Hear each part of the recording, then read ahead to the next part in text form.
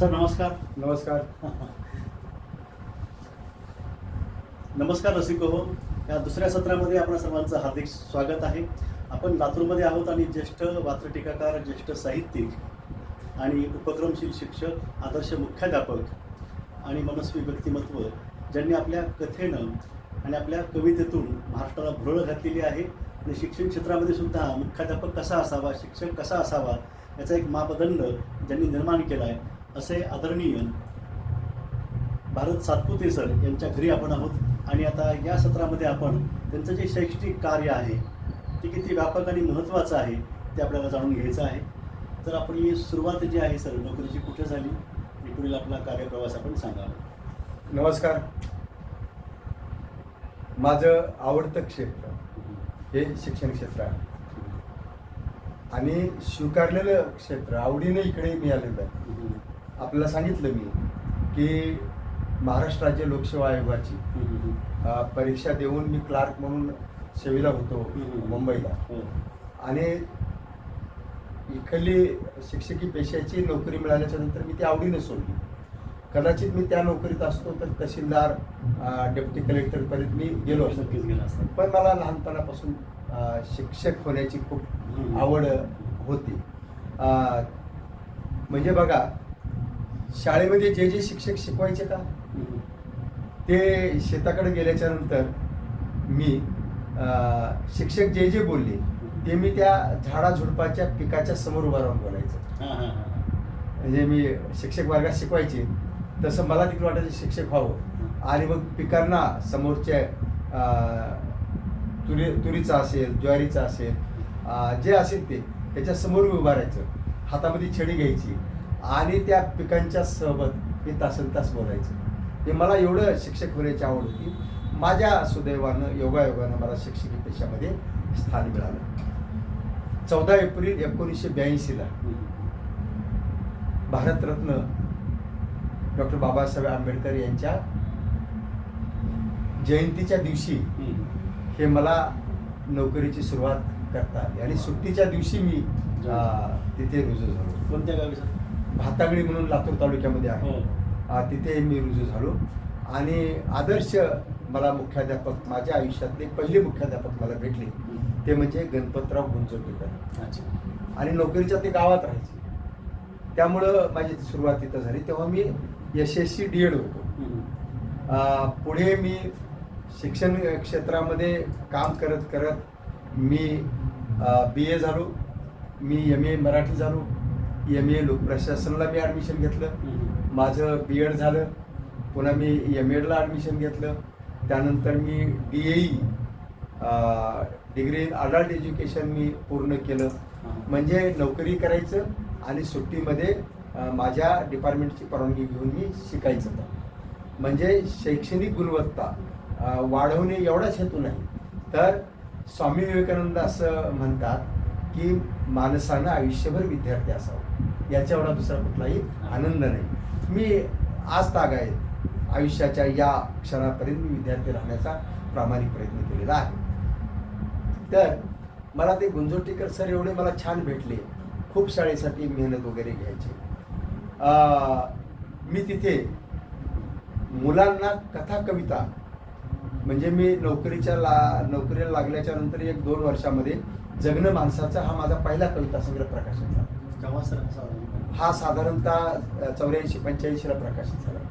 आणि मी तिथे माझ्या मुलासाठी, मला कथा येतात लिहायला, मला कविता येतात, माझी पुस्तकं निघतात, मग माझ्या विद्यार्थ्याची का निघून येत. मग यासाठी मी काय केलं, माझ्या मुलांना कथा कविता लिहिण्याचा छंद लावला.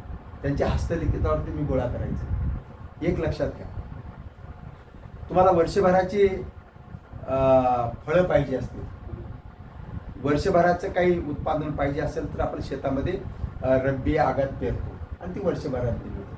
तुम्हाला 4-5 वर्षानंतरची फळं मिळणार आहे, ते म्हणजे झाडं लावली तर 4-5 वर्षानंतर मिळतात.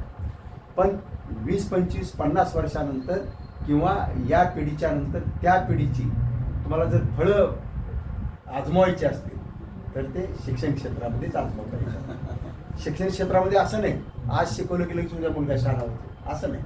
शिक्षण क्षेत्राची फळं उशिरा मिळतात. मला नेहमी असं वाटतं की हा वकील आम्हा शिक्षकामुळं आहे, हा डॉक्टर आम्हा शिक्षकामुळं आहे, हा ड्रायव्हर कंडक्टर आम्हा शिक्षकामुळं आहे, नेता कुठलाही, हा नेता आम्हा शिक्षकामुळं आहे. मग मला एक सांगा, हे चोर, हे डाकू, हे भ्रष्ट नेते कुणामुळं आहे? मला असं वाटतं की त्यांनाही घडवण्यामध्ये आम्ही कुठेतरी कमी पडतो की ज्याची फळं उशिरा एवढ्या वाईट प्रमाणामध्ये दिसतात. तर मुलांना मी कथा कविता लिहिण्याचा छंद लावला आणि प्रेरणा नावाचं हस्तलिखित मी भातंगलेला असताना काढलं. तेव्हा विलासरावजी देशमुख गृहराज्यमंत्री होते आणि शिवराजजी पाटील चाकूरकर हे विज्ञान उड्डाण विमान खात्याचे राज्यमंत्री होते. तर ते भातंगलीला आले होते तिथल्या दवाखान्याच्या उद्घाटनाला. तर त्यावेळेस मी त्या हस्तलिखिताचं प्रकाशन त्यांच्या हस्ते केलं. माझी आणि विलासरावजींची तर ओळख अगोदरपासूनचीच, त्यांच्याबद्दल मी बोलणारही आहे ना. पण त्यावेळेस ते भातंगलीला आल्यानंतर तो कार्यक्रम झाला. तर मी तिथे अनेक उपक्रम राबवले. पुढे माझ्या काही बदल्या होत गेल्या, काही बदल्या मी स्वतःहून घेतल्या. पुढे मी हरमुळला गेलो. हरमुळला गेल्याच्या नंतर मग तिथे मी जवळपास आहे आणि पहाटे मुलांना व्यायामाची सवय मी तिथे लावली. इथून मी जायचं MIDC मध्ये आणि हरमुळची मुलं MIDC मध्ये यायची आणि हरमुळ हायस्कूलमध्ये 5-6 गावची मुलं, बोरवटी, रायवाडी, आनंदवाडी, त्याच्यानंतर जेवळी, थोरला हरंगोळ, इंद्रठाणा या गावची मुलं तिथं यायचे व्यायामाला आणि मी पहाटे मुलांचा व्यायाम घ्यायचा चांगल्या पद्धतीने. पुढे मग तिथून बदली झाली. बदली झाल्याच्या नंतर मग असंच मी काम करत राहिलो. पण प्रामुख्याने मी 5 आणि 5-10 वर्ष मी जिल्हा परिषदेला काम केलं. काय काम केलं तर सर्व साक्षरता अभियानामध्ये आणि साक्षरोत्तर कार्यक्रमामध्ये मी समन्वयक म्हणून काम केलं. वही घे, पेन्सिल घे, शिकलेल्या माणसा वही घे, पेन्सिल घे, निरक्षरांच्या हाती अक्षरांची काठी दे. वही घे, पाटी घे, वही दे, पाटी दे, निरक्षरांच्या हातामध्ये अक्षरांची काठी दे.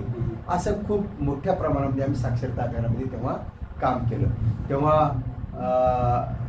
गुरुवर्य सोमनाथ रोडे सर राहायचे, मधुकर मुंडे राहायचे, अरविंद हिंगमिरे होते, दिलीप धुमाळ असायचे, माधव बावगे होते, KM बावगे होते. या सर्व मंडळींच्या सोबत सदाविजय आरे होते. या सर्वांच्या सोबत साक्षरता अभियानामध्ये काम केलं आणि 5 वर्ष मी कोऑर्डिनेटर म्हणून काम केलं. खूप मोठ्या प्रमाणामध्ये मी लातूर जिल्ह्यामध्ये, तालुक्यात, लातूर एकदा तालुक्यात केलं, पुन्हा लातूर जिल्ह्यात केलं. मी असं काम केलं आणि मी तालुका, जिल्हा, राज्य स्तरावरती मी साधन व्यक्ती म्हणून काम केलं. अशा रीतीने मी साक्षरता अभियानाचं आणि पुस्तक निर्मितीचं काम हे त्या योजनेमध्ये केलं. दिवसाचे 18 तास हे या साक्षरता अभियानामध्ये आणि साक्षर होतं. तेव्हा खरं तर ही योजना अधिकाऱ्यावर अवलंबून असते. प्रवीण सिंह परदेशी नावाचे तेव्हा जिल्हाधिकारी होते. काय नाव? प्रवीण सिंह परदेशी, जे पुढे महाराष्ट्राचे सचिव देखील राहिलेले असते. तर त्यांच्या नेतृत्वात काम केलं. खूप चांगलं काम केलं, लक्षात घ्या. पण संघर्ष हा माझ्या रक्तात आहे. त्यामुळे मी संघर्ष तिथेही करत राहिलो. तुम्ही म्हणाल काय संघर्ष केला? तुम्हाला एक साधी गोष्ट सांगतो की जनशिक्षण निलाम केंद्र होते. म्हणजे प्रौढांना पुस्तकं वाचायला मिळावे, देण्यात यावेत म्हणून सायकलवरती हे फिरण्याची योजना होती. जनशिक्षण निलाम. मी ही योजना बघितली. जनशिक्षण निलाम 99% बोगस. कोणी पुस्तकाचं वाटप करत नव्हतं, काही नव्हतं. मी त्याचा अहवाल दिला शासनाला. ती योजना बंद केली आणि राज्यातली योजना बंद केली आणि त्यातली पुस्तकं हे शाळांना दिली गेली आणि त्याचा उपयोग या प्रौढ साक्षरतेसाठी झाला. प्रभाकर कापशेही त्या योजनेमध्ये होते. खूप चांगलं काम ते करायचे. तर ते फायदा याच्यामध्ये झाला आणि मग हे एक काम केलं. दुसरं काम असं आहे की टायर खरेदी होती या जनशिक्षण निलाम केंद्रावर. टायर खरेदी आणि तत्कालीन शिक्षण अधिकाऱ्यांनी टायर कमी दरात असताना जास्त दरात लावून खरेदी केली होती. तर ही टायर खरेदी जिथून घेतली 100-150 किलोमीटर लांबून टेंडर मान्य झालं. मी तिथे गेलो. तिथून एक टायर आणलं मी आणि मी कलेक्टरना अधिकाऱ्यांना सांगितलं की मला एक टायर जर मला 18 रुपयाला मिळत असेल, 18 रुपयाला त्या काळी 94-95ला, तर हेच टायर हे डिपार्टमेंट दुप्पट पैसे देऊन, 2.5 पैसे देऊन का खरेदी करतं? हे करप्शन आहे. आणि मग त्या योजनेची चौकशी झाली. सांगायचा अर्थ असा आहे की हा देश आपला वाटला पाहिजे, प्रत्येकाला हा देश आपला वाटला पाहिजे. माझी खोली 1 लाखात होती आणि शासनाच्या खोलीला 2-2.5 लाख रुपये काय लागतात? बरोबर आहे. मला हा पेन 5 रुपयात मिळतो आणि शासन खरेदीमध्ये हाच पेन 10 रुपयाला का धावतात? म्हणजे हा घोळ पाव त्यांचा. याच्या विरोधात मी संघर्ष त्यावेळेसपासून मी करत आहे. पुढे मग मी साक्षरता अभियानामध्ये काम केलं, कोऑर्डिनेटर म्हणून मोठ्या प्रमाणात काम केलं. हंगामी वसतिगृहाची योजना होती माझ्याकडे. तर त्या हंगामी वसतिगृहामध्ये जे आपल्या जिल्ह्यामध्ये जे 100-125 काय जे लमाण तांडे आहेत, यातली मुलं पालकांच्या सोबत ऊस तोडीला जायची, कारण कष्ट करणारा हा सर्वात जास्त समाज आहे. आणि मुलंही त्यांच्यासोबत जायची, परीक्षा होऊन जायच्या, मुलं शाळाबाह्य व्हायची. शासनाने योजना काढली की जिथे गाव आहे तिथेच मुलांच्या जेवणाची सोय करायची, पालक नसले तरी. त्या योजनेमध्येही मी बघितलं अनेक वेळा ही यंत्रणा भ्रष्टाचार करायचा प्रयत्न करायची. तेव्हा मी या योजनेमधला जवळजवळ 38 ते 40 लाखाचा भ्रष्टाचार बाहेर काढला आणि यंत्रणेला सांगितलं की हे सारे पैसे माघारी घ्या. बऱ्याच वेळा यंत्रणा ऐकायचे नाही. मग काय मित्र, आमदार, खासदारांना सांगून विधिमंडळामध्ये या विषयावरती आवाज उठवायला लावायचा आणि मग भ्रष्टाचार मी होऊ द्यायचा नाही. अशा पद्धतीने मी त्याही योजनेमध्ये मोठ्या प्रमाणात काम केलं. मी दिवसरात्र त्याही योजनेमध्ये काम केलं. होता होईल तेवढं पारदर्शक योजना राबविण्याचा प्रयत्न केला. शाळाबाह्य विद्यार्थी प्रवाहात आणण्यासाठी खूप मोठ्या प्रमाणामध्ये मी लढलो. त्यानंतर मग मी निलंगा हायस्कूलला गेलो माध्यमिक शिक्षक म्हणून. खाजगी सर नाही, जिल्हा परिषदेच्या निलंग्याला गेलो. तेव्हा 1ली ते 10वीचा तिथे पट होता 135. 1ली ते 10वीचा पट होता 135. ज्या शाळेमध्ये तिथे माजी मुख्यमंत्री शिवाजीराव पाटील निलंगेकर शिकले पूर्वी, 2-2, 4-4 तुकड्या होत्या आणि बऱ्याच वर्षानंतर त्या शाळेमध्ये सारं लयाला चाललेलं. फक्त 135 पट होता. मी त्या शाळेमध्ये 1.5 ते 2 वर्षामध्ये त्या शाळेचा पट मी 306 वर नेला. आणि हीच गोष्ट महत्वाची. 15-20 वर्षाच्या नंतर तिथे शिक्षकाचं पद वाढलं. खाजगी शाळेमध्ये जशी गाडी लावून मुलं आणतात, तसं जिल्हा परिषदेच्या शाळेमध्ये गाडी लावून मुलं आणण्याचं काम मी केलं. लक्षात. पण एक संघर्ष केला. मी काय संघर्ष केला की आयुष्यभर मी 3 गोष्टीच्या विरोधात संघर्ष केला. एक व्यसनाच्या विरोधात संघर्ष केला, दुसरा भ्रष्टाचाराच्या विरोधात संघर्ष केला आणि तिसरा कॉपीच्या विरोधात संघर्ष केला. मला वाटतं हा थोरा मोठ्यांचा देश आहे ना, ही थोरा मोठ्यांची भूमी आहे ना, आहे का नाही? मग एवढ्या मोठ्या थोरा मोठ्यांची ही भूमी आहे, एवढ्या कष्टकऱ्यांची ही भूमी आहे. मला प्रश्न असा नेहमी पडतो, यांची जयंती पुण्यतिथी जसजशी या थोरांची वाढते तसतशी या देशामध्ये दारूची दुकानं का वाढतात आणि संसार उद्ध्वस्त होत आहे ना. बरोबर आहे का? माझ्या एका कवितेमध्ये मी असं म्हटलंय, महिलेचं दुःख या दारूमुळं, तिच्या दारुड्या नवऱ्यामुळं असं. आज पौर्णिमेचा दिन आराधना तुझी देवा, आज पौर्णिमेचा दिन आराधना तुझी देवा, दारूच्या अड्ड्यावरती श्रमाचा डोंगर व्हावा, रोज उगवते दिन प्रकाश देऊन जावे, खोल माझ्या हृदयात चांदणे फुलून यावे.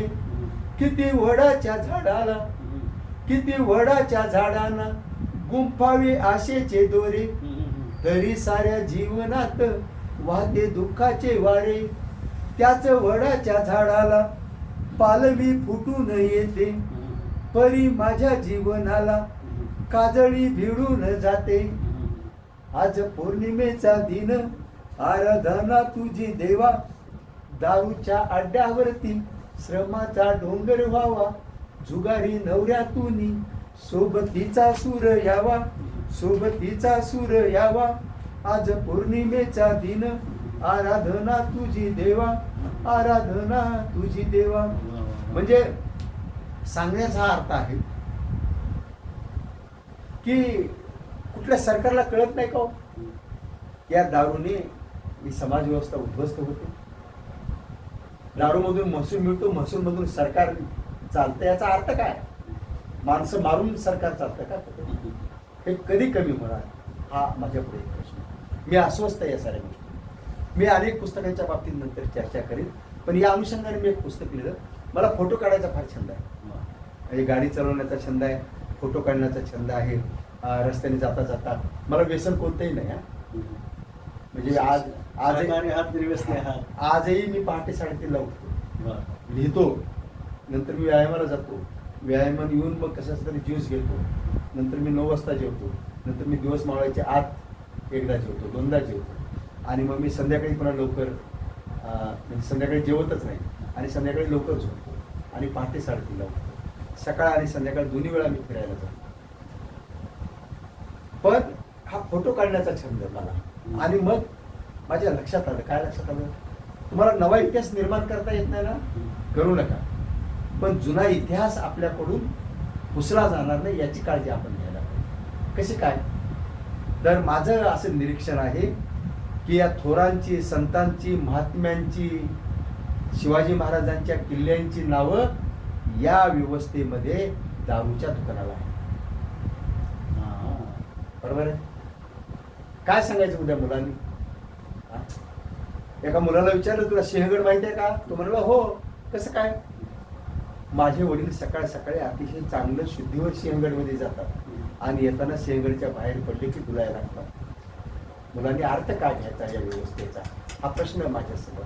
मी पुस्तक लिहिलं, नावं कशाला बदनाम करतात? नावं कशाला बदनाम? काय सांगायचं उद्या मुलांनी? नावाचा अर्थ काय सांगायचा मला सांगा ना.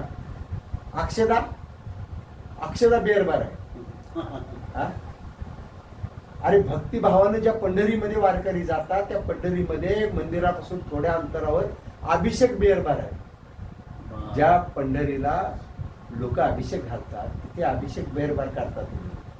हा ही व्यवस्था काय मला सांगा. मी पुस्तक छापण, नावं कशाला बदनाम करतात. आणि महाराष्ट्रातल्या एका राजकीय नेत्याला मी ते अर्पण केलं. त्यांचा जो पक्ष आहे ना त्याची माझी विचारसरणी नाही, त्या पक्षाशी माझं देणं घेणं नाही, पण मी त्यांना पुस्तक अर्पण केलं कारण त्यांनी जर आवाज उठवला या महाराष्ट्रामध्ये पाट्या बदलण्याचा, नावं बदलण्याचं, तर यशस्वी होऊ शकतं. मग मी त्यांना बोललो, पण पुस्तक पण पाठवलं. त्यांचे भाऊ मुख्यमंत्री होते आणि त्यांनी त्यांना पत्र लिहिलं. काय झालं मला माहित नाही. सुदैवानं म्हणा दुर्दैवानं म्हणा 9 एप्रिल हा माझा वाढदिवस आहे आणि त्या दिवशी शासनाचा एक शासन निर्णय झाला, JR निघाला की हे नाव बदला म्हणून. पण हा JR निघून मी आता 2-3 वर्ष झालं, अजून एकही नाव बदललेलं नाही. मी उच्च न्यायालयामध्ये जनहित याचिका पैसे खर्चून मी दाखल करणार आहे. का? तर नवं तुम्हाला काही करता येत नाही, करू नका, पण जुनं सोनं जे आहे ना त्याची राख करू नका. ही माझी अस्वस्थता आहे लक्षात घ्या. का? तर ही समाज व्यवस्था आपल्या स्वराज्यातून सुराज्याकडे चालत, लक्षात घ्या. हे सोपं नाही. एवढं घोषणा देऊन काय होत नाही, भाषण करून काय होत नाही, फक्त जयंती पुण्यतिथीचा गुलाल उधळून काय होत नाही. बरोबर आहे का? मन दलाल आणि हातामध्ये गुलाल काय कामाचं आहे? बरोबर आहे का? हे कामाचं काय आहे? आणि त्यामुळं या व्यवस्थेतील अस्वस्थ गोष्टी ज्या करणार आहेत त्याच्या विरुद्ध मी नेहमीच आवाज उठवत आलेलो आहे. ती लढाई आहे. आणि कॉपीची लढाई मी लढतो. कॉपीची कशी? आम्ही शिकायला असताना कॉपी नावाची गोष्ट आम्हाला माहीत नव्हती, कारण शिक्षकाने आम्हाला कधी कॉपी करू दिली नाही, प्रवर्तन नाही. पण जेव्हा परीक्षा द्यायला 10वीला दुसरीकडे गेलो तेव्हा लक्षात आलं तर कॉपी मोठ्या प्रमाणात. पण आम्हाला कॉपी नाही आमच्या शिक्षकाने करू.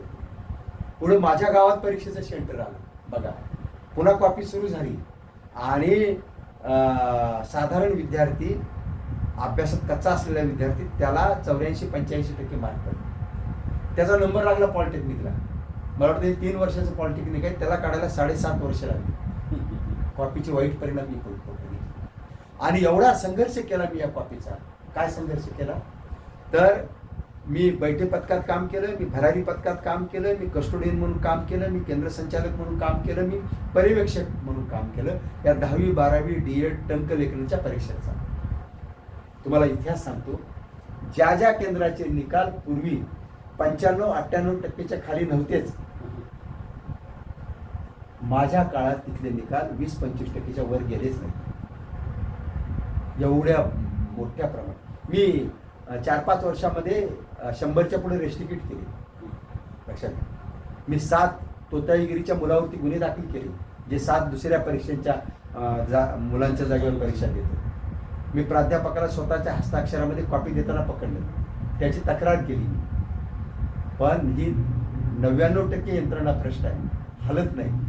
भाषणं काही करतील, पण यांना याच्यामध्ये बदल नाही करायचा. कडू बाळकं तोडायची यांची तयारी नाही, फक्त ही एकमेकांची स्तुती करण्यामध्ये मशगूल आहे.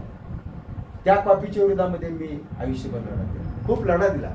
माझ्यावरती खोटे गुन्हे पण दाखल झाले, लक्षात घ्या. पण मी ती सारी झेलेली, भोगली. कारण सत्य परेशान होता आहे, लेकिन सत्य पराभूत नाही होता. त्याच्यामुळे मी हा संघर्ष केला. मी व्यसनाच्या विरोधात संघर्ष केला, मी भ्रष्टाचाराच्या विरोधात संघर्ष केला. एक लक्षात घ्या, मी जागरण पुस्तकामध्ये हे सर्व मांडले. मी त्या पुस्तकामध्ये अशी व्यथा मांडली, आपला आत्मकथा नाही, मी पुस्तकात व्यथा अशी मांडली. अण्णा हजारेंना देवळामध्ये ताटवाटी ठेवून लग्न न झालेले अविवाहित माणसाला, संसार नसलेल्या माणसाला भ्रष्टाचाराच्या विरोधामध्ये लढणं लय सोपं आहे. पण नोकरीमध्ये राहून भ्रष्ट यंत्रणेच्या विरोधामध्ये लढणं माईचं दूध आठवतं. आणि हा संघर्ष मी प्रामाणिकपणे केला. माझ्या आयुष्यामध्ये पैसे कमवण्याची अनेक वेळा संधी आली, पण नाही कमवली. मी माझ्या क्लास 1 ऑफिसर, क्लास 2 ऑफिसर काही जणांना तर मी अँटी करप्शनला दिलं. मी सेवानिवृत्त झाल्यावर देखील एक बाई मला माझी ग्रॅज्युएटी वगैरे मिळण्यासाठी पैसे मागत होते. मी समजावून सांगत होतो पैसे नाही, म्हणजे दुसऱ्याला 10,000 घेता, तुम्ही 3,000 तरी द्या. आणि 8 मार्च मला वाटतं 2021ला महिला दिली, एक महिला मी अँटी करप्शनच्या ताब्यात दिली. हे बोलणं सोपं आहे, हे जेव्हा करायला लागतात ना तेव्हा त्याला काळीज हे वाघाचंच लागतं. आणि हे वाघाचं काळीज मला जर कोण दिलं असेल, माझ्या शिक्षकांनी दिले, माझ्या शिक्षकांनी, माझ्या आईवडिलांनी दिले. त्यामुळे मी हा संघर्ष करू लागलो. लक्षात ठेवा, काही नाही माझी भौतिक संपत्ती, काही नाही, मी कमवली नाही, कारण ती माझी संपत्ती. माझी जी संपत्ती आहे ना ही आहे सारी, हे पुस्तकं, पुस्तकांनी आणि सन्मान चिन्हांनी, पुरस्कारांनी आहे. त्यामुळं आणि त्यातील जो चांगलपणा, नीतिमूल्य जोपासले आपण, त्याची प्रतीक आहेत सगळी. हां, बरोबर आहे.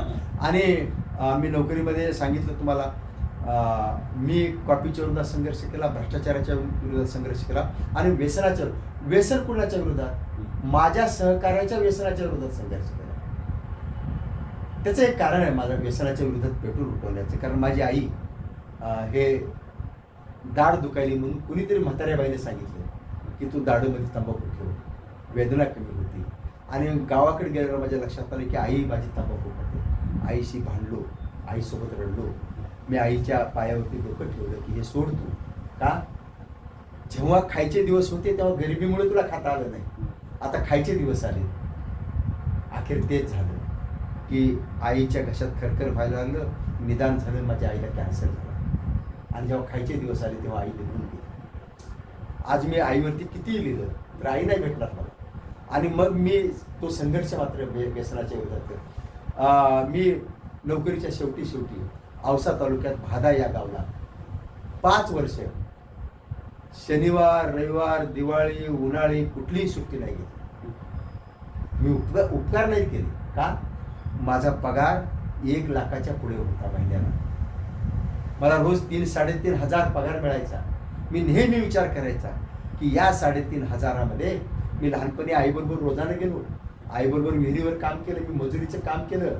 मला नेहमी वाटायचं की मला रोज 3.5-4 हजार रुपये पगार पडतो आणि याच्यामध्ये खुरपायच्या 20-25 बाया येतात. माझ्या एका दिवसाच्या पगारामध्ये 20-25 बाया मी लावू शकतो. त्या मानाने मी काय दिवा लावतो, काय शिकवतो मला सांगा. बरोबर आहे का? आजही ग्रामीणमधले काही अपवाद वगळले तर 99% निकाल बोगस आहेत. मला कुणीही सांगावं, जिथे 100% निकाल लागतो तिथे मला एकदा सेंटर माझ्या ताब्यात द्यावं. मी प्रामाणिकपणे हे विधान करतो, कारण हे बदल करायचा हे मनापासून कुणाला वाटत नाही. आणि फार सोपं नाही हो हे निकाल लागणं. का 35 पैकी 20 मार्क तर आम्हीच देतो, पण 15 मार्क विद्यार्थ्याला आम्ही शिकवू शकत नाहीत का? 15 मार्क विद्यार्थी दिवा लावू शकत नाहीत का? आणि एवढ्या मोठ्या प्रमाणात कॉपी चालते कशी? आणि त्याला ही यंत्रणा कारणीभूत आहे. यंत्रणा व्हिजिट द्यायला जाते आणि बंद पाकिटे घेऊन माघारी वळते. पण मी कॉपीच्या विरोधात मी संघर्ष केला. भले मला कोणी वाईट म्हणाले, भले माझ्यावर खोटे आरोप झाले, खोटे गुन्हे दाखल झाले, त्याची तमा नाही बाळगली. सो तुम्ही सलग 5 वर्ष एकही सुट्टी न देता तुम्ही शाळा चालवली. त्याचं कारण सुट्टीमध्ये पण मुलं येत होते. हो, यस. उपक्रम नेमके काय होते? काय होते, माझ्या भादा या गावाला 2 जिल्हा परिषदेची हायस्कूल होती. गाव वाईट नसतं, गाव अतिशय चांगलं असतं.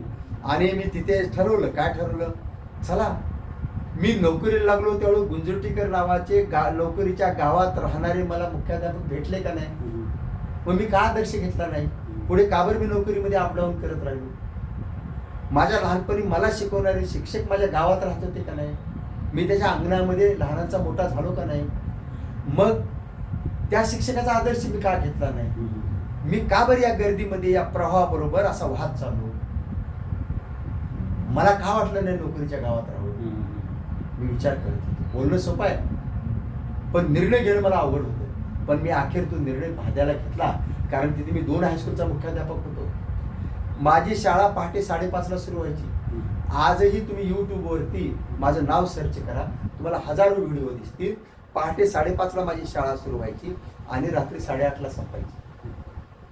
एक वेळ मी ज्या वाड्यात राहतो तो पत्र्याच्या खोलीमध्ये, तिथे त्या पुढे माळवदाच्या खोली मला मिळाली, तर तिथले घरमालक मला एक वेळा डबा द्यायचे. त्याची काय असेल ती मी रक्कम द्यायची. आणि एक वेळा मी हाताने स्वयंपाक करायचे शाळा सुटल्यावर, कारण मला संध्याकाळी लवकर जेवायची सवय. त्यामुळे मी एक वेळा हाताने करायचं आणि एक वेळा डबा मागवायचा. आणि मी माझ्याकडे जी काही पदं होती बाहेरली साहित्य क्षेत्रातली सर्व सोडली, सर्व राजीनामे दिले. माझी बायको इथे वडिलांचं वय मला वाटतं त्यावेळेस 85-86 होतं, तर वडिलांना ते सांभाळायचे. मग पुढे ते काहीतरी बायकोचं ऑपरेशन झालं, थोडंसं मणक्याचं, मग ते मुलाकडे गेली. मग वडील एकटे, मग माझा भाऊ डबा आणून द्यायचा. मग मी कधीतरी एकदा भेट द्यायची. त्यावेळेस माझ्या वडिलांनी काय करावं, इथे वडिलांनी घरामधले चप्पल बूट जे प्रत्येकाचे वेगवेगळे शिल्लक जोड असतात ना, ते बाहेर असे ठेवले. मी वडिलांना भाऊ म्हणायचं, म्हणलं भाऊ हे बाहेर का ठेवले? एवढं मोठं घर आहे आणि या घरामध्ये कोणी घुसलं, चोर आले किंवा कोणी जर गुंडागर्दी करली, त्यांना असं वाटून नाही की ते एकटे राहतात. ते असं म्हणायचं. मला वडील एकदा म्हणाले, काय अरे तुझं कधी संपणार आहे ते भाद्याचे नोकरी? म्हणलं का बरं, एकटाच घरात आहे आणि तुझा मामा माझ्यापेक्षा कमी वयाचा मेला की, म्हणजे माझं तरी काय करायला? मी जर इथं मरून पडलो तर कुणाला कळणार? मी म्हणलं तुम्ही गेल्यावरची काळजी तुम्हाला कशाला, त्याची काळजी आम्हाला. असा हसत मी नेलं. आणि मी पदं सोडली. पण का तर मला माझ्या मनातून त्या मुलांचं काम करावं असं वाटलं. ते सारे जीवन मी खेड्यातलं बघितलं. खेड्याचे मला कविता तिथे जाणून, काय नको तुझी पाव सारे, खेड्यातलं जीवन नको. मी लहानपण खेड्यात गेलं का नाही, मग आता मला खेड्यामध्ये काय अडचण होती राहायला, पण मला ही शहरी याची सवय सारी. आणि मग मी कविता लिहिली की नको तुझी पाव सारी अशी दिवसा वांबाळ. माझ्या मुलांची परिस्थिती कशी आहे, नको तुझी पाव सारे अशी दिवसा वांबाळ, कशी पेट व्हावी सांग माझ्या संसाराची चूल. जीव झाला अर्ध मेला तुझी पाहून या झड, जीव झाला अर्ध मेला तुझी पाहून या झड, पुन्हा नकोस तू करू झोपडीची पड झड. नाही की मिळणार काम दिस मावळलेलं रीता, काय ताटामध्ये वाढू बाळ शाळेतून येता. पदोपदी संसाराची अशी भंगलेली स्वप्ने, कुठवरी पेलायची फाटक्या या पदराने, फाटक्या या पदराने. ते जीवन मी बघितलं तुम्हाला सांगतो. काय आजही खेड्यात गरिबी आहे. अगदी त्या कटिंग करणाऱ्याला वारकाला पैसे द्यावे लागतात. तेवढे पैसे देखील समाज व्यवस्थेमध्ये नाहीत. तर ती आई स्वतःच्या मुलाची कात्री घेऊन कटिंग करताना मी बघितलेलं आहे, लक्षात ठेवा. जनावराचा जे वस्तारा असतंय ना, हा तोच वस्तारा या लेकरावरती हे करून त्याचे केस चट्टी करताना मी बघितलेला आहे. आजही खेड्यामध्ये एवढी असो. माझी जी शाळा चालायची पहाटे 5:30 व्यायाम चालायचे. गावात 4-5 ठिकाणी घंट्या बांधलेल्या, घंट्या मंदिर आणि सार्वजनिक ठिकाणी तिथे घंट्या वाजायच्या, तिथे मुली व्यायाम करायच्या. काही दिवस मुलींना मी शाळेत व्यायाम शिकवला, पुन्हा गाईड नेमला आणि तिथे 4-5 ठिकाणी मुली व्यायाम आणि शाळेमध्ये मुलं व्यायाम. पहाटे मुलं शाळेत यायची, थंडीत देखील एकही दिवस व्यायामाला सुट्टी नाही. अनेकांनी ते बघितलं. तेव्हा माझे मित्र होते जिल्हा परिषदेला उपाध्यक्ष राममूर्ती होते. पहाटे 2 वेळा त्यांनी आले, ती शाळा बघितली त्यांनी. म्हणजे कधी अधिकाऱ्यांना सुचलं नाही, अधिकाऱ्यांनाही सुचलं आहे, कारण अधिकारी आमचे गुंग सारे त्या फाईलमध्येच. पण माझा एक मित्र बघितला की तिथे येऊन पहाटे त्या गावाला भेटते. तर ते 5 वर्ष पहाटे व्यायाम झाली सर्वांची. माझ्या मुलांनी चहा, ब्रेड, टोस्ट हे सर्व सोडलं, ज्याच्यामुळे लहान लहान आजार होतात मुलांना पित्तासारखे, आणि बंद केले हे. मी पहाटे मुलं व्यायाम करायची मस्तपैकी, मग गावात जाऊन घरी जाऊन आंघोळ करायची, जेवायला जेवण करून यायची. आणि शाळा भरायच्या अगोदर माझी शाळा 1 तास चालायची.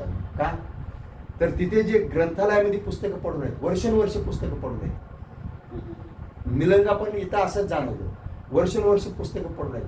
5 मुलांची देवघेव आहे पुस्तकांची.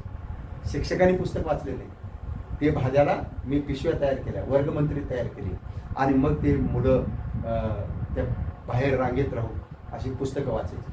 हजारो पुस्तकांचं वाचन, धूळ खात पडलेल्या पुस्तकांचं वाचन माझ्या मुलांनी केलं. तिथे हजारो पुस्तकं त्या शाळेला निर्माण मी करून दिली, लक्षात ठेवा. आणि ती वाचनाचा उपक्रम चालायचा. मग स्कॉलरशिपचा असेल, नवोदयचा तास असेल, 10वीचा तास असेल, माझ्या शिक्षकांनी फक्त शाळेच्या वेळा व्यतिरिक्त आठवड्यातून एकदाच त्या वाचनाच्या तासाला तेवढे यायचं, बस. बाकी यायचं, कारण गावाला असं वाटू नये एकटा भारत सातपुते सुट्टी विना शाळा चालवते. शिक्षकाच्या बद्दल माझ्या प्रतिमा चांगली राहिली पाहिजे, म्हणून ते देखील याच्यामध्ये सहभागी आहेत असं मी दाखवायचं. आणि मग सकाळी होतात, मग नंतर शाळा चालायची. शाळेमध्ये मी 2-3 गोष्टी, काय मी निलंग्याला असताना देखील आणि तिथे देखील कधीही मोबाईलचा वापर करायचा नाही. मी करायचा नाही, माझ्या शिक्षकांनी नाही करायचं. मी निलंग्या येते तर वर्गावर शिकवताना एक विस्तार अधिकारी पळत आले. अहो म्हणाले, सर तुम्हाला शिव मगापासून फोन करतायत, तुम्ही फोन उचलत नाही. मी म्हणलं फोन खाली आहे ऑफिसमध्ये, ताबडतोब त्यांना करा. ठीक आहे मॅडम, तास संपल्यावर मी फोन करतो. मग मी त्या शिवना फोन लावला.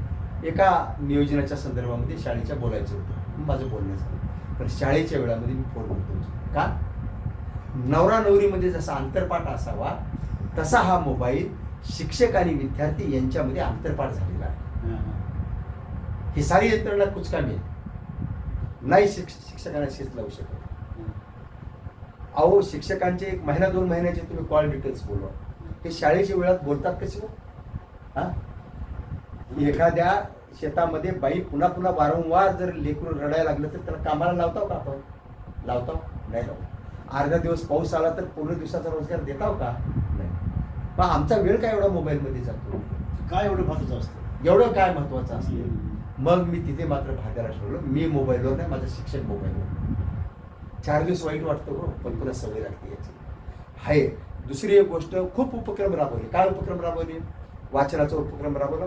माझ्या शाळेमध्ये मराठी, हिंदी, इंग्रजीची वृत्तपत्र मागवली, त्याचा वाचन कट्टा इंटरव्ह्यूमध्ये, मधल्या इंटरव्ह्यूमध्ये. त्यानंतर चावडी वाचन सुरू केलं. चावडी वाचन म्हणजे महिन्याला अखेरला अर्ध्या दिवसाची जी सुट्टी आहे त्याचं चावडी वाचन. चावडी वाचन म्हणजे शिक्षण खात्याचा पोस्ट मार्क. माझ्या मुलांना काय येतं हे जाहीरपणे प्रश्न विचारायचे, त्याचं चावडी वाचन. आठवडी चाचणी घ्यायची मी, आठवडी चाचणी. का? हे जे गृहपाठाच्या वह्या आहेत ना, आजही शिक्षक व्यवस्थित तपासत नाही. मशीनमध्ये नोटा मोजतात का, भर भर भर नोटा, तसे फक्त असं पेन घेतात, बस पानावर काय लिहिलं कळत नाही. मला एक बाई शाळा सुटल्यावर माझ्या खोलीकडे जाताना बाई म्हणाली, गुरुजी जरा इकडे या का. अहो तुम्ही इथं राहता म्हणून माझी मुलं शहरातली काढून तिथं राहिली. आणि करायचे 100-125 मुलं भादा येथे वाढली. माझ्या इथून जे 5-6 गाड्या तालुक्याला जात होत्या शिकायला मुलं, त्यातल्या 4-5 गाड्या बंद पडल्या. त्यांनी सर्व मुलं शाळेमध्ये घातली. 100-125 माझ्या शाळेचा पट वाढला, लक्षात घ्या. ती बाई मला म्हणाली, सर मुलं आम्ही तुमच्याकडे बघून घातली की वही बघा म्हणली. काय? मला परिस्थितीने नाही शिकवताला, आमचं लग्न लवकर झालं आणि हे वही बघा म्हणले. काय केलं म्हणले मॅडम? काय केलं, चुकीलाही बरोबर केले, बरोबर आहे त्याला मी कसं केले, काय तपासल्यात वह्या. मग मला कल्पना सुचली, आपण आठवडी चाचणी घेतली तर गृहपाठाची. मग मी आठवडी चाचणी घेतली 10 मार्काची. मी कवायत घ्यायची. शाळा सुटल्याच्या नंतर मी कधी कधी मला माझी एक थोडी चूक व्हायची की मला शिकवणं व्हायचं नाही, माझा तास वेळेवर व्हायचा नाही, माझा स्वतःचा. कधी मध्ये ते राहायचा, एवढा व्याप त्या कामाचा. आणि मग तिथं शाळा सुटल्याच्या नंतर मी 10वीचा तास घ्यायचा. सुट्ट्यामध्ये माझा अभ्यासक्रम मी पूर्ण करायचा. सर विषय शिकवायचा काय होता? मराठी होता. आणि पुढच्या वर्षी शाळा जो अभ्यासक्रम आहे वर्ग, त्या 9वी 10वीचा पूर्ण अभ्यासक्रम माझा अगोदरच पूर्ण झालेला सुट्ट्यामध्ये, असं राहायचं. आणि मग पुन्हा संध्याकाळी कुस्त्या घ्यायच्या. तिथे मला वाटतं हनुमंत माळी म्हणून होते, ते मुलांना कुस्त्या शिकवायचे. मुलींच्या कुस्त्या घेतल्या लक्षात, मुलींच्या कुस्त्या, व्यायाम. माझ्या तिथून खूप उपक्रमशील शिक्षक होते, अनेक उपक्रमशील शिक्षक. त्यात अनिता खडके नावाच्या मॅडम होत्या, त्याने राज्यस्तरावर, मंटाळे मॅडम होत्या, त्याने राज्यस्तरावरती माझी मुले वेगवेगळ्या स्पर्धेमध्ये हे चमकवली, लक्षात घ्या, वेगवेगळ्या स्पर्धेमध्ये भाग घेतले. आणि स्काउट गाईड जे कागदावर होतं, फक्त स्काउट गाईड, खोटंच, स्काउट गाईडमध्ये आम्ही भाग घेतला. आणि पहिल्या वर्षी सर्वसाधारण विजेतेपद, जनरल चॅम्पियनशिप 280 शाळामध्ये भाद्याला मिळाली. 10-11 बक्षिसं मिळाली. दुसऱ्या वर्षी पण केल्यावर काही पण होतं, फक्त मनातून करायची इच्छा पाहिजे. टोपले टाकायचे नाही, रोजानं लावल्यासारखं नाही. अंतरीचे 10वे स्वभावी बाहेरी. हा, सर्वांना तसं वाटायला लागतं. हा, तर त्याच्या पद्धतीने ते काम केलं. आणि त्याच्या पद्धतीने आम्ही तिथे हे उपक्रम राबवले मुलांच्यासाठी. आणि दुसरी एक गोष्ट आपल्याला मी सांगतो की खूप मोठ्या प्रमाणामध्ये तिथे झाडं लावली, खूप मोठ्या प्रमाणात झाडं लावली. माझ्या मुलांनी झाडं लावली. एका गोष्टींचा उल्लेख करता येईल की मला खूप चांगली माणसं मिळाली. एक अर्जुन लटुरे, ज्याला मी नाना म्हणायचं, लालू नाना, ते शालेय समितीचे अध्यक्ष भेटले. त्यांनी खूप दिवसा रात्री कधी फोन करा शाळेत हजर. आणि मला तिथे उपसरपंच भेटले, बालाजी शिंदे. म्हणजे माझ्या अख्ख्या नोकरीच्या काळामध्ये एवढा ऍक्टिव्ह माणूस मी कधी गावासाठी बघितला. हा, म्हणजे असल्या उन्हाळ्यात देखील पाणी टंचाई जाणवत होती, असं तो गावाचा विषय. पण शाळेसाठी त्या माणसाने एवढे सहकार्य केले. कधीही फोन करा, तयार. मोटर बिघडली लगेच काम, शाळेसाठी एवढी झाडं लावली. केशर आंबे, जिल्हा परिषदेच्या शाळेमध्ये केशर आंबे, लक्षात ठेवा तुम्ही. असा काही चुकीच्या गोष्टी शाळेतल्या ज्या माझ्या पूर्वी चालायच्या, म्हणजे रात्री बेरात्री, ते सारे बंद केले. रात्री बेरात्री. आणि गावामध्ये लोड शेडिंग असते, एवढ्या माणसं. हा, काय दुःख आहे खेड्यातल्या लोकांचं. सकाळी 8 ते 4, 4 ते मला वाटतं 12, पुन्हा 12 ते पहाटे 8, असं लोड शेडिंगची वेळा राहायची. त्या प्रत्येक लोड शेडिंगला मी उठायचं आणि शाळेतल्या झाडांना पाणी द्यायचं. आणि शिपाई टिकायचे नाहीत माझ्या हाताखाली, एकतर शिपाई टिकायचे नाहीत, कर्मचारी टिकायचे नाहीत. ही सारी शिस्त. हे जिल्हा परिषद शिव काय म्हणायची एखाद्याला, याला जरा अक्कल घडवायची असेल तर 7वी सरच्या हाताखाली पाठवा, यायचे ते तिथं. आता पुन्हा काही जणांना चांगलं वाटायचं, पण शिपाई टिकायचे नाहीत. खाजगी शिपाई ठेवला मी शाळेच्या. आणि शाळेकडे पैसा भरपूर असते बरं का, हे लक्षात घ्या तुम्ही. काय सर्व पैसा माझ्या खिशातून नाही घातला, शाळेचाच पैसा. पण शाळेतून चांगलं वेगवेगळे उपक्रम, प्रयोग. आणि तिथं देखील प्रेरणा नावाचं हस्तलिखित. अख्ख्या नोकरीच्या काळामध्ये मुलांना कथा कविता लिहिण्याची सवय मिळाली, त्याची फळं मिळतात. मी जेव्हा भातखेड्याला गेलो ना, भाताकडीनंतर गावं फिरत भातखेड्याला 20 वर्षाने गेलो, तेव्हा शाळेत एक नागरिक आला. सर मला नमस्कार. मी म्हणलं काय, ओळखलं का? म्हणलं नाही. तर मला मी विष्णू मुळे तुमचा विद्यार्थी आहे. मला बघा, मला मी कथा कविता किती लिहिली आहे. मी शिकवलेल्या विद्यार्थ्यांची देखील पुस्तकं निघाली. म्हणजे शिक्षणाचे एवढे फळं उशिरा मिळतात, लक्षात. असं मी राजकीय व्यक्तींच्या जवळ होतो, ते माझे श्रद्धास्थान, लक्षात घ्या. म्हणजे गळ्या इतकं सत्यानं चालताना मी संकट आलं ना, तर माझ्यासाठी आदरणीय दिलीपरावजी देशमुख, आदरणीय विलासरावजी देशमुख, दोन्ही भावांनी मला खूप साथ दिली. हे नाही विसरता. मी आर्थिक लाभाची पदं काही नाही मागितली, मला काय पाहिजे असं कधी नाही. हां, किंवा सजासजी मी बदल्याही नाही फारशा मागितल्या. पण चुकीचं जेव्हा अधिकारी माझ्या मागं लागायचे हात धरून, तेव्हा मात्र मी त्यांचं दार ठोठावायचं आणि त्यांनी मला अर्ध्या रात्री सहकार्य केलं. ही गोष्ट माझ्या आयुष्यात विसरता येत नाही. ही मी या जागरण पुस्तकामध्ये देखील प्रामाणिकपणे नमूद केली. दिलदार माणसं आहे राजकारण. तुमचा प्रामाणिकपणा असल्यामुळे ते कधी कधी मी चिमटे घेतले, कधी कधी वात्र टीका लिहिल्या, हा, पण तरी ते मनामध्ये असं खुन्नस ठेवणारी राजकारणातली माणसं नाही. आणि माझ्या त्याचा उल्लेख मी करेन नंतरही, पण जे आता संख्येने 60 पुस्तकं झाली त्यातल्या 20-25 पुस्तकांचं प्रकाशन विलासरावजींच्या हस्ते झाले आणि राहिलेल्या पुस्तकांचं प्रकाशन दिलीपरावजींच्या हस्ते झालं. यांनी मला देण्याचा प्रयत्न केला नाही असं नाही, पण माझा स्वभाव काय, मला जिल्हा परिषदेच्या समितीवरती स्वीकृत सदस्य ज्या काय असतं ना त्याच्यासाठी मला शिफारस केली होती आणि शिवनी सांगितलं होतं तुम्हाला मी घ्यायला म्हणून. पण शिक्षक दिनी मी भाषण केलं, सत्याला उत्तर दिलं की या जिल्हा परिषदेमध्ये या कामाला एवढे पैसे लागतात, हे शिक्षकांना असं लुटतात, हा, हे क्लार्क एवढे पैसे मागतात, या वेतनवाढी खोट्या आहेत, बरोबर आहे का. त्यामुळं मला गळ्यात पडणारेलं पद काढून घेतलं त्यांनी. घेतलं तर घेतलं, मला तरी काय पाहिजे होतं मला सांगा. का मला प्रामाणिकपणे जगायचं होतं, पण हे जगत असताना मला अनेकांनी त्रास दिला, खूप जणांनी दिला. इथे काय माझ्या आमदारांनी दिला, काय कुणी इकडून तिकडे बदली करा म्हणून माझ्या मागं माझे आमदार लागायचे, काही व्हायचं. पण त्यावेळेस माझ्या मागे तेव्हा विलासरावजी आणि आता दिलीपरावजी यांनी प्रचंड मला, आपण त्यांच्यासाठी नाही फार काय करू शकतो, पण ते मात्र आपल्यासाठी करायचे. असं हे माझं शिक्षण क्षेत्रातलं माझं आयुष्य गेलं, लक्षात ठेवा. का काय राहिलं शिल्लक हो, आता संपली नोकरी, आठवणीच राहतात. काय राहतं, आठवणी शिल्लक राहतात, आठवणी राहतात. आणि म्हणून शिक्षण क्षेत्रातल्या प्रत्येकाने, मला असं वाटतं की तुमची पुस्तकं, तुमचे पुरस्कार, तुमचे सन्मान, तुमचे राजकीय ओळखी सर्व शाळेच्या गेटच्या बाहेर ठेवा, शाळेच्या गेटच्या बाहेर ठेवा आणि स्वच्छंद मनानं या मुलांच्या सोबत आहे. हे इस्त्रीचे कपडे वगैरे वगैरे मी आता घालतो कुठेतरी कार्यक्रमाला जातात, पण तिथे शाळेत घालत नव्हतो मी. शाळेमध्ये हे घालत का, मी जर स्टारचे कपडे घातले, इस्त्रीचे कपडे घातले तर माझ्या मुलांच्या जवळ बसू कसा मी, हा, जमिनीवर मी बसू कसा, ते लहान मुलं माझ्या मांडीवर बसतील कसं, मला घाण लागणार, कपडे खराब होणार नाही. मुलामध्ये मिसळायचं, तुम्हाला मुलासारखं होता आलं पाहिजे, हे लक्षात घ्या तुम्हाला. आणि मग मी अशा पद्धतीनं तिथे खूप मोठ्या प्रमाणामध्ये मी काम करत गेलो. भ्रष्टाचाराची लढाई लढलो, मी कॉपीच्या विरोधात लढाई लढलो, मी व्यसनाच्या विरोधात लढाई लढलो. मी एक किस्सा मी आपल्याला शिक्षण क्षेत्रातला सांगतो, आवर्जून सांगतो, ज्याचा उल्लेख या जागरण पुस्तकामध्ये आहे. काय किस्सा आहे तो, बोलणं सोपं असतं. माझ्याकडे एक पद्धत आहे, तुम्ही समजा एका वर्गाला शिकवता आणि निकाल पत्रकावर सही घ्यायला आलात माझ्याकडे, आम्ही हेडमास्तर, मी निकाल पत्रक बघता म्हणणार तुम्हाला काय, तुम्ही कितवीला शिकवता, 5वीला. मला एक कुठला विषय शिकवता, इंग्रजी गणित असा आहे, ठीक आहे, मला एक गणिताचा गट्टा दाखवा, तो गट्टा मी बघणार. हां, मला फार त्या विषयाची अक्कल नाही, पण मला एवढं माहिती आहे की तुम्ही पहिल्या प्रश्नाला 520 विद्यार्थ्यांनी लिहिले, त्याला राईट केलं, 1 गुण दिलाय, म्हणजे याचा अर्थ त्या सर्व विद्यार्थ्याला पहिल्या प्रश्नाला काय उत्तर राहणार, 520 आणि राईट राहणार.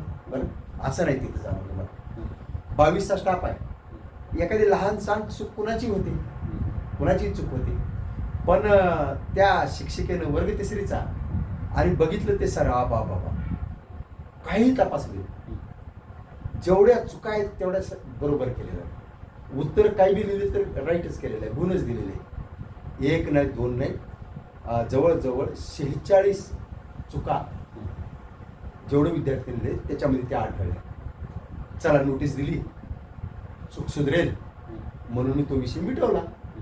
पुन्हा वार्षिक परीक्षा आली, पुन्हा अजून उत्तरपत्रिकेची घटना तपासली. माझ्या लक्षात आलं की या बाईनं पहिल्यापेक्षा 10 पट चुका केल्या. बघितलं मी सर, नोटीस दिली, त्या रजिस्टरवरती पुरी जागा होती. त्या मॅडमला म्हणलं, मॅडम मुलांना जमलं नाही, मला तिकलेचं उत्तरही ना गेले, हे जरा 2 अंकी हे काय वजाबाकी आहे, ही संख्या लहान मोठी आहे, हे भाज्य भागाकार बाकी कशाला म्हणतात, जरा तुम्ही सांगता का मला. त्याला गणित दिलं मी, त्या मॅडमला ते गणित आलं नाही. मी अस्वस्थ झालो. कशासाठी पगार उचलतो आम्ही, काय देणं घेणं आमचं, काय नाही देणं घेणं या मातीशी. हां, आपण कुणाची नोकरी करतो लक्षात घ्या. हा? आपण खाल्लेल्या मिठाशी जागलं पाहिजे का नाही. मग मी त्या बाईचा अहवाल पाठवला. चुका अनेक झाल्या होत्या लक्षात ठेवा. त्या बाईच्या चुका पूर्वी लहान झाल्या होत्या, पण ही तर चूक मोठी चूक होती, घोडचूक म्हणते त्याला. आणि आडतच नसलं तर पोहऱ्यात कसं येणार. आणि मग मी काय केलं, नोटीस दिली त्यांना. नोटीस दिल्याच्या नंतर मी त्यांच्या निलंबनाचा अहवाल पाठवला वरिष्ठांना. निलंबनाचा अहवाल पाठवला, वरून नोटीस आली. बाईने उत्तर लिहिलं, हो हे माझ्याकडून चुकलंय म्हणून, कारण खुलासा माझ्या मार्फत गेला आणि चुकलंय म्हणून उत्तर दिलं लक्षात ठेवा. आणि दिल्याच्या नंतर मग सत्र संपलं. नवीन सत्र सुरू झालं. काय कारवाई व्हावी ते वरिष्ठाच्या हातात. त्या कारवाईमध्ये माझा इंटरेस्ट आहे का नाही, पण चुकणाऱ्याला चिमटा तरी बसला पाहिजे का नाही.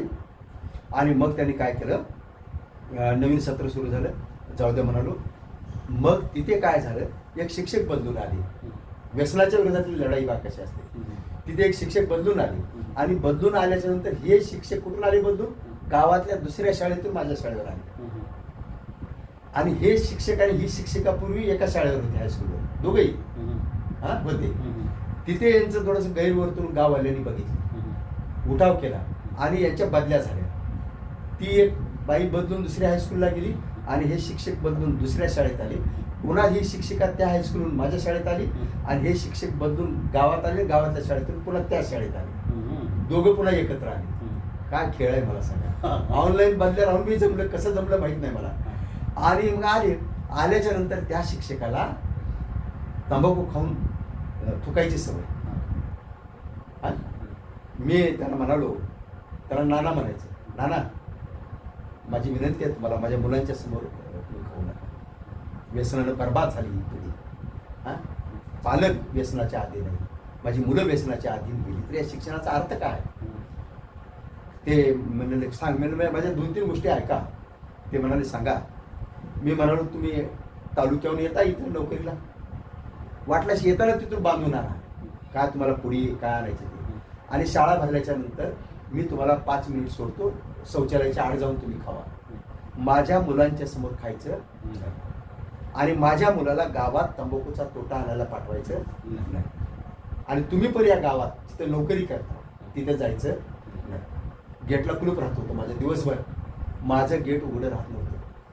लक्षात घ्या, मुलांची उपस्थिती टिकली पाहिजे ना. ये तर मग आणि नियम कसा कडक होता लक्षात ठेवा. माझ्या शिक्षकांना जर 3 वेळा उशीर झाला, 3 वेळा, तर मी अर्ध्या दिवसाची रजा करत होतो. आणि मला जर 5 मिनिट उशीर झाला, मी दिवसभराची रजा टाकून काम करतो. मी निलंग्याला 2 वेळा दिवसभराची रजा टाकली आणि भाद्याला मी 2 वेळा. 5 वर्षात मला उशीर झाला, 5 वर्षात 2 वेळा मी दिवसभराची रजा टाकली. असो, तर ते शिक्षक काय तंबाखू खायची कमीच करेना. नोटीस दिली, नोटीस घेतली नोटीस. जुलै महिना होता, मी त्यांच्या वेतनवाढी थांबवल्या. कारण वर्ग 2चा मुख्याध्यापक मी प्रभारी. अख्ख्या नोकरीच्या काळात मी प्रभारीच राहिलो. पदसिद्ध कुठंच मिळालं नाही मला. पण मी प्रभारी आहे का पदसिद्ध याचा नाही विचार केला. मला अधिकार मिळालेत ना, त्या अधिकाराच्या त्या संधीचं मी सोनच करणार. मग मी त्याला सांगितलं, नोटीस दिली नाही, वेतनवाढी थांबवल्या, शाळेत धूम्रपान करायचं. त्यांनी या बाईला उचकलं, उचकेलं, बरोबर आहे का. आणि मग माझ्यावर त्यांनी तक्रारी द्यायला लावल्या. ते खूप मोठा अहवाल आहे, मी ते जागरणमध्ये स्पष्ट लिहिलंय. ज्याने कुणी माझ्यावर कारवाया करायच्या त्या स्पष्ट कराव्या. का म्हातारी मेल्याचं दुःख नाही, काळ सोकावू नये. आम्ही आमच्या अडचणी, जातीच्या आड, भ्रष्टाचाराच्या आड, वशिल्याच्या आड आम्ही स्वतःच्या चुका झाकून घ्यायला लागलो. आणि मग त्यांनी माझ्यावर गुन्हा दाखल केला. काय की मला शिवगाळ केली, अॅट्रॉसिटीचा गुन्हा दाखल झाला आणि सही करायला गेल्यावर माझा हात धरला मुख्याध्यापकाने. मुख्याध्यापकाची खुर्ची आणि सही करायचं ते 15 फूट लांब. मुख्याध्यापकाचा हात काय एवढा लांब आहे का. मुख्याध्यापकाचा हात राजकीय व्यक्तींच्या तिथपर्यंत असू शकेल, तेवढा लांब असू शकेल, पण इथं कसा असू शकेल. तक्रार दिली लक्षात घ्या. आणि बरं काय कारण नसताना अजून शालेय समितीच्या अध्यक्षावर दिली तक्रार आणि उपसरपंचावर दिली, तिघावर तक्रार दिली. पण ज्या बाईचा प्रस्ताव दिला त्याच बाईने तिला निलंबित केलं नाही, तिची बदली केली फक्त. तिला काहीच केलं नाही. तिला आम्ही रिलीव्ह केलं. हां हां डिपार्टमेंटनं काहीच केलं नाही लवकर. मी रिलीव्ह केलं तर ती कुठे गेली मग? पुन्हा आम्ही रिलीव्ह केलं. म्हणजे डिपार्टमेंटनं दुसऱ्या वेगवेगळ्या शाळेवरती अनेक शाळा झाल्या. तो काय आपला विषय नाही. त्याच्या आधीच तिने ही गोष्ट केली. हां. आणि मग तक्रार दिली, गुन्हा नोंद झाला आमच्या विरोधात. बरोबर आहे का? गुन्हा नोंद तुम्हाला गंमत सांगतो. 18 नोव्हेंबर 18ला 18 नोव्हेंबर 18ला हां. माझी प्राध्यापिकाची मुलगी आहे पुण्याला. हां. तर तिचं हे होतं, लग्न होतं हां. सांगलीला. आणि मी 8-10 दिवस अगोदर, मला वाटतं 10-12 नोव्हेंबरला अटकपूर्व जामिनीसाठी मी कोर्टामध्ये थांबलो. लक्षात घ्या. सर हे पोलिसाच्या गाड्या येऊन बाहेर थांबल्या. प्री प्लॅन कार्यक्रम आहे सर. हां, हे हो बघा. आहे. हे तुमच्या ते वेळेला काही आहे. असेल. हां हां पोलिसाच्या गाड्या येऊन बाहेर थांबल्या. माझ्या मुलीचं लग्न आठवड्यावर आले आणि मी तिथं थांबलो. पण मी एक सांगतो, माणसाला प्रामाणिकपणाचे फळ मिळतात. हां, मला अटकपूर्व जामीन मिळाली. उच्च न्यायालयामधून FIR रद्द झाला. पण मला ही सर्व झेलायची सवय होती हो. या संघर्षाची मला सवय होती. कर नाही त्याला डर कशाला? खरं आहे का? हां, असं हे सारं शिक्षण खात्यातलं माझं जीवन गेलं. मी खूप छान पुस्तक लिहिलं लक्षात ठेवा. म्हणजे शाळा माझी छान उपक्रमाची खान हे असं पुस्तक आहे. खूप छान पुस्तक आहे लक्षात ठेवा. आणि याच्यामध्ये खूप उपक्रम, सायकल शिकवली माझ्या मुलांना, सहली काढल्या. हे पुस्तक वाचले होते. हां, 5 वर्षामध्ये 6 सहली काढल्या. स्नेहसंमेलन झाले मुलांना पोहायला शिकवण्यासाठी. आणि सायकल का शिकवली तर लहानपणी माझं सायकलचं स्वप्न राहिलं ना. मग माझ्या गरीब मुलांना मी स्वतः गावात सायकलवर फिरत होतो. तिथल्या भिंती बोलक्या केल्या. त्याच्यानंतर शालेय पोषण आहार दर्जेदार मिळवण्यासाठी प्रयत्न केला. लक्षात ठेवा, आहे त्या उद्दिष्टापेक्षा 1 ते 8वीचा शालेय पोषण आहार मी 9वी-10वीला देत होतो. आणि तिथे माझी शाळा आंतरराष्ट्रीय त्या शिक्षण मंडळामध्ये महाराष्ट्र स्तरावरती निवड झाली होती. त्याला जोडली होती. म्हणजे बालवाडी माझ्या शाळेत होती. त्यांना शालेय पोषण आहार म्हणजे मी 150-200 मुलांना जास्त शालेय पोषण आहार देत होतो. दर्जेदार देत होतो. एकही मुलगा अनुपस्थित राहू देत नव्हतो. तरी वर्षाला 4-5 पोते तांदूळ आरामात उरत होता. तुम्ही समजा तो सुट्टीमध्ये खाऊ घातली. हां, शाळेला पैसा भरपूर आहे. जेव्हा आम्ही नोकरी लागलो त्यावेळेस 4 रुपये साधील होतं. आता 4,000 रुपये तर व्याज मिळतं वर्षाला. एवढा पैसा शाळेकडे. फक्त प्रामाणिकपणे करायचं. कमिशन मिळतं हो. तुम्हाला सांगतो 1-1.5 लाख खरेदीवरती 40-50 हजार कमिशन मिळते. तो पैसा मी शाळेलाच घालत होता. आणि कुठल्याही पैशाला मी हात नाही लावला. कुठलाच व्यवहार केला नाही. माझे सर्व शिक्षक करत होते. तर हे असे सर्व उपक्रम राबवले. आणि माझा 8वा तास फार छान राहायचा. सोमवारी मुलाखतीचा, मंगळवारी स्वरचित कथा कवितेचा, बुधवारी आमचे पाढे आमचे पेढे. पाढे आमचे पेढे. हां, असा माझा तास राहायचा. दुसरी गोष्ट, हे खाजगी शाळा जाहिरात करतात का, तशी माझ्या जिल्हा परिषद शाळेची जाहिरात मी आयुष्यभर केली. मोठमोठे पॉम्पलेट छापले, गावागावामध्ये पॉम्पलेट वाटले. आणि एकमेव शाळा चांगली आहे असं मी केलं. आणि स्पीकर लावून हे केलं. आठवडी बाजाराने फिरलो आणि माझ्या गावामध्ये मुलं आणली, भवतालच्या गावची तिथे. आणि गाडी लावून मुलं आणली. हे आपल्याला कमाल सांगतो. केल्यावर होऊ शकतं. जयंती पुण्यतिथी फक्त हारतोरी नाही. अहो, शिवजयंती म्हणजे शाळेत घोडा आणून शिवाजी महाराज कसा बसतो लक्षात घ्या तुम्ही. ते साऱ्या हां. आणि दिवस जयंतीचे कार्यक्रम चालले. माझं प्रामाणिक असं म्हणणं आहे, हे सुट्ट्या साऱ्या बदलाव्या शासनाने. हे ब्रिटिश कालीन सुट्ट्या आहेत. या भारतीय संस्कृतीशी निगडीत सुट्ट्या नाहीत. का उन्हाळ्याला सुट्टी का बरं देता तुम्ही? शेतकऱ्याचा मोसम जूनमध्ये सुरू होतो, पावसाळ्यात. बरोबर आहे. महिनाभर सुट्टी द्या माझ्या मुलांना. ते घरी मदत करू लागतील, शेती कळेल. आणि सुट्टी चलू द्या शाळेमध्ये उन्हाळ्यात. पाणी टंचाई. मग काय मुलं गावात काय पितात, घरोघर काय पितात? तिथं पाणी नाही का? शाळेत बी व्यवस्था होईल. बरोबर आहे का? आणि जयंती पुण्यतिथीला माझं म्हणणं आहे, सुट्ट्या देऊ नये. दिवसभर जयंती पुण्यतिथीला कार्यक्रम घ्यावे. वर्षभर धूळ खातो त्या फोटोवर. 1 दिवस फोटो काढला, त्याची विचार देखील आम्ही करता नाहीत आपण. बरोबर आहे का? हे वाचन झालं पाहिजे. बाबासाहेबांच्या जयंतीला दिवस पुस्तकांचं वाचन. सावित्रीबाई फुले, महात्मा फुलेंची पथनाट्ये, जे पुस्तक मी स्वतः लिहिली. असे हे सारे कार्यक्रम, वेगवेगळे प्रकल्प घेतले. हे सारे आम्ही फुले बोलतोच. हेच पण हिंदीमध्ये आलेलं आहे पुस्तक. हो. तर हे पलीकडे पुस्तक. येस. तर हे सारे असे उपक्रम वेगवेगळे घेतले. असं माझं शिक्षण खात्यातलं आयुष्य गेलं. शिक्षण क्षेत्रामध्ये कार्य घेतलं. भाषण करणं सोपं आहे. साने गुरुजी म्हणाले, एक हात खादी विनदे मंत्र जपावून थोर, एक हात पूर्ण करणे शतव्याख्यानावून थोर. बोलण्यापेक्षा आचरण महत्वाचं आहे. माझा कालावधी संपला, बरोबर. आता आठवणी शिल्लक राहिले, खरं.